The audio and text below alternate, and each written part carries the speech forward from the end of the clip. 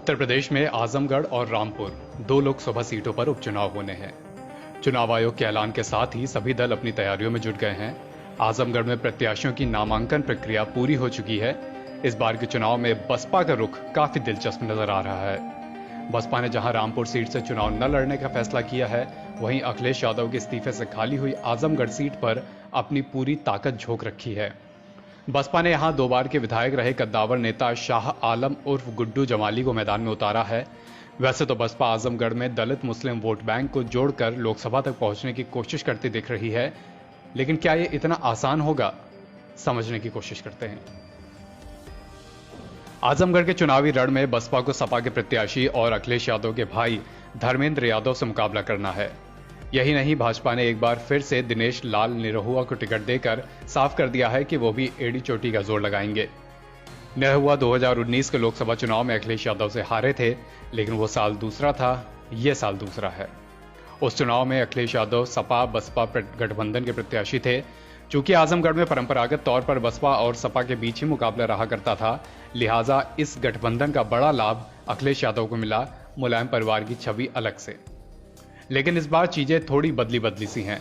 बसपा ने शाह आलम उर्फ गुड्डू जमाली को मैदान में उतारकर साफ कर दिया है कि उसकी नजर दलितों के साथ मुस्लिम वोट बैंक पर भी है। गुड्डू जमाली की बात करें तो एक बार मुलायम सिंह यादव के खिलाफ भी वो चुनाव लड़ चुके हैं। 2012 और 17 के विधानसभा चुनाव में वो मुबारकपुर सीट से बसपा के टिकट पर जीते थे, लेकिन इस बार के यानी 2022 के विधानसभा चुनाव में उन्हें हार मिली। हालांकि हार के बाद भी गुड्डू जमाली ने असदुद्दीन ओवैसी की लाज जरूर बचा ली थी। चुनाव में चौथे नंबर पर रहते हुए वो अपनी जमानत बचाने में कामयाब रहे थे। ऐसा करने वाले वो AIMIM के अकेले उम्मीदवार थे। आजमगढ़ जिले में शाह आलम उर्फ गुड्डू जमाली की अपनी अलग पकड़ मानी जाती है। हार के बाद उन्होंने अब फिर बसपा में वापसी कर ली है और वापसी के साथ ही बसपा सुप्रीमो मायावती ने उन्हें आजमगढ़ फतह का बड़ा टास्क भी दे दिया है। वैसे बसपा सुप्रीमो मायावती के लिए ये लोकसभा उपचुनाव 2024 के राजनीतिक प्रयोग की तरह है। 2019 में बसपा ने भले ही 10 सीटें जीती थी, लेकिन उस चुनाव में सपा के साथ गठबंधन का उसे बड़ा लाभ मिला था। यह बात 2022 के विधानसभा चुनावों में सच भी साबित हुई। इस चुनाव में बसपा का एक तरह से पूरा सूपड़ा साफ हो गया। आमतौर पर उत्तर प्रदेश में मुस्लिम वोट बैंक सपा और बसपा में बंटता रहा है, लेकिन इस चुनाव में मुस्लिम वोट बैंक एक तरफा सपा में चला गया। खुद मायावती ने इस बात को माना और इसके बाद से ही लगातार वो मुस्लिम वोट बैंक को पाले में लाने की कोशिश में है। सपा के वरिष्ठ नेता आजम खान के खिलाफ दर्ज केसों के मामले में भी मायावती ने तरफदारी करके इस ओर इशारा दे दिया था। दरअसल आजम की नाराजगी को कहीं न कहीं अखिलेश के खिलाफ मुस्लिम वोट बैंक की नाराजगी से जोड़ने की कोशिश साबित किया जा रहा है।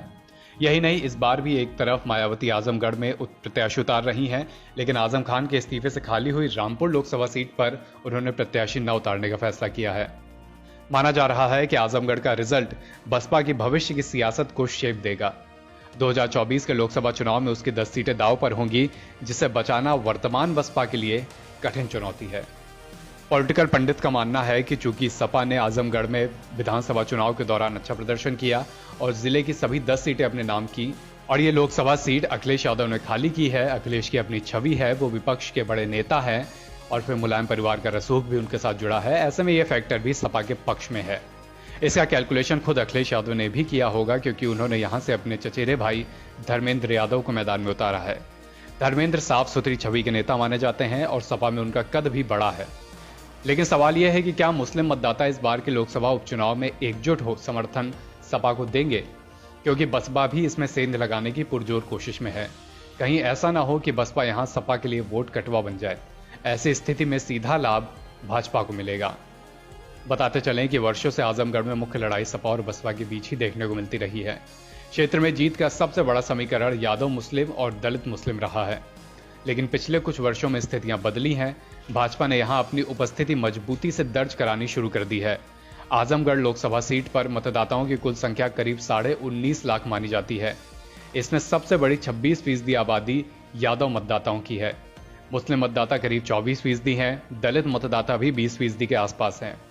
भाजपा यहां सवर्ण, पिछड़ा वर्ग और दलित वोट बैंक के साथ निरहुआ की अगुवाई में यादव मतदाताओं को लुभाने की कोशिश में रहेगी।